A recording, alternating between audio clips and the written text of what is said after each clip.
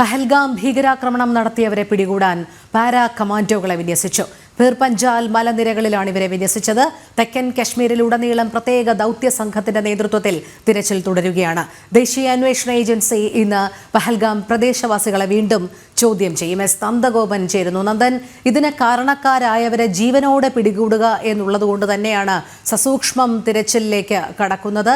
വിവിധ വിഭാഗങ്ങളായി തിരിച്ചുകൊണ്ട് സംശയം തോന്നുന്ന ഇടങ്ങളിലെല്ലാം ഇപ്പോൾ ആ പ്രദേശമാകെ വളഞ്ഞു കഴിഞ്ഞിരിക്കുന്നു. ഇപ്പോൾ പുതിയ രീതി, അതായത് പാരാ കമാൻഡോകളെ കൂടി വിന്യസിച്ചിട്ടുണ്ട്. അതോടൊപ്പം തന്നെ തെക്കൻ കശ്മീരിലുടനീളം പ്രത്യേക ദൗത്യ സംഘത്തിന്റെ നേതൃത്വത്തിലും തിരച്ചിൽ തുടരുകയാണ് അല്ലേ? എന്താണ് ഇതുമായി ബന്ധപ്പെട്ട കൂടുതൽ വിവരങ്ങൾ? രോഹിണി, പഹൽഗാമിൽ 26 പേരുടെ ജീവൻ നഷ്ടപ്പെടാനിടയാക്കിയ ഭീകരാക്രമണം നടന്നിട്ട് ഇന്ന് 10ാം ദിവസമാണ്. ഇതിൽ കാരണക്കാരായ 4 ഭീകരന്മാർ അവർ തെക്കൻ കാശ്മീരിലെ മലനിരകളിൽ തന്നെ ഉണ്ട് എന്നുള്ളതാണ് അന്വേഷണ സംഘം വ്യക്തമാക്കുന്നത്. വിവിധ മലനിരകളിൽ തിരച്ചിൽ തുടരുകയാണ്. അതിനിടയിലാണ് പിർപഞ്ചാൽ മലനിരകളിൽ കഴിഞ്ഞ ദിവസം ഒരു ഉപഗ്രഹ ചിത്രം ലഭിച്ചത്, 4 പേരുടെ ചിത്രം. എന്നാൽ ഇവർ ഈ പഹൽഗാമിൽ നടന്ന അക്രമത്തിൽ പങ്കെടുത്തവർ തന്നെയാണോ ഈ പിർപഞ്ചാൽ മലനിരകളിൽ ആ ചിത്രത്തിലുള്ളത് എന്നുള്ളത് കാര്യം ഇനിയും വ്യക്തമല്ല. ഏതായാലും ആ 4 പേരെ ഇതുവരെയായിട്ടും കണ്ടെത്തിയിട്ടില്ല. അതിനായിട്ട് പാരാ കമാൻഡോയെ ഇന്ന് പുലർച്ചെയാണ് അവിടെ എയർ ഡ്രോപ്പ് ചെയ്തിരിക്കുന്നത്. മാത്രമല്ല, രാഷ്ട്രീയ റൈഫിൾസിൻ്റെ പ്രത്യേക സ്പെഷ്യൽ ഓപ്പറേഷൻ ഗ്രൂപ്പും ഈ പിർപഞ്ചാൽ മലനിരകളിൽ ഇന്നലെ വൈകുന്നേരം മുതൽ തിരച്ചിൽ ആരംഭിച്ചിട്ടുണ്ട്. പ്രധാനമായും ഈ മേഖലകളിലൊക്കെ തന്നെ സമഗ്രമായ തിരച്ചിൽ നടത്തുന്നതിനോടൊപ്പം മറ്റ് മേഖലകളിൽ കൂടി, അതായത് പിർപഞ്ചാൽ മാത്രമല്ല കുൽഗാം അടക്കമുള്ള മറ്റ് മലനിരകളിൽ കൂടി സമഗ്രമായ ഒരു തെരച്ചിലിലേക്കാണ് ഇപ്പോൾ ഈ പ്രത്യേക സംഘം കടന്നിരിക്കുന്നത്.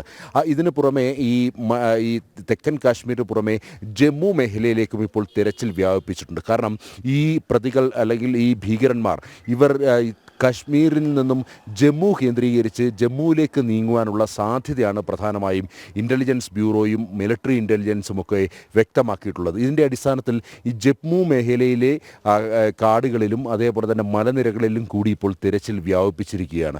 ഏതായാലും ഇവരെ ജീവനോടുകൂടി തന്നെ പിടികൂടുമെന്നുള്ളത് തന്നെയാണ് ഈ പ്രത്യേക ദൗത്യ സംഘം വ്യക്തമാക്കുന്നത്. അതിനായുള്ള തിരച്ചിൽ നടപടികളാണ് തുടരുന്നത്.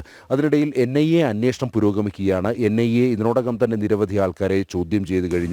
ഇന്നലെ വൈകുന്നേരം 42 പേരെ കസ്റ്റഡിയിലെടുത്തിട്ടുണ്ട്.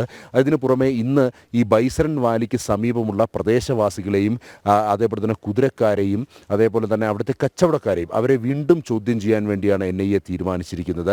കഴിഞ്ഞ ദിവസം NIAയുടെ മേധാവി ഈ പഹൽഗാമിലെ ബൈസരൻ വാലി സന്ദർശിച്ചിരുന്നു. അവർ ഇതിനോടകം തന്നെ 3D മാപ്പിംഗ് അടക്കമുള്ള ശാസ്ത്രീയ പരിശോധനകൾ പലതും നടത്തിക്കഴിഞ്ഞു. അതേപോലെ തന്നെ ദൃശ്യങ്ങൾ ഇതിനോടകം ഈ ശാസ്ത്രീയ പരിശോധനകൾക്ക് വിധേയമാക്കി കഴിഞ്ഞു. അങ്ങനെ ഒരു കോണിൽ കൂടി NIA അന്വേഷണവും പുരോഗമിക്കുകയാണ്. ഇന്ന് പ്രദേശവാസികളെ വീണ്ടും ചോദ്യം ചെയ്യുന്നത് ഈ ഭീകരവാദികൾക്ക് ഏതെങ്കിലും തരത്തിലുള്ള സഹായം ഇവർ ചെയ്ത് നൽകിയിട്ടുണ്ടോ എന്നുള്ളത് അറിയാൻ വേണ്ടിയാണ്. നേരത്തെ പലതവണ ഇവരെ ചോദ്യം ചെയ്തു കഴിഞ്ഞു. എന്നാൽ വീണ്ടും വളരെ സെലക്റ്റീവായിട്ടുള്ള ആൾക്കാരെ, അതായത് ഈ നേരത്തെ ചോദ്യം ചെയ്തതിൽ സംശയം തോന്നിയ ചിലരെ മാത്രം ഇന്നിപ്പോൾ വീണ്ടും ചോദ്യം ചെയ്യാൻ വിളിപ്പിച്ചിരിക്കുന്നു എന്നുള്ളതാണ് അറിയാൻ കഴിയുന്നത്. അങ്ങനെ ഒരു സൈഡിൽ അന്വേഷണവും ഒരു സൈഡിൽ തെരച്ചിൽ നടപടികളും ഊർജിതമാണ്. രോഹിണി, ശരി. എസ് നന്ദഗോപനാണ് വിവരങ്ങൾ നൽകിയത്.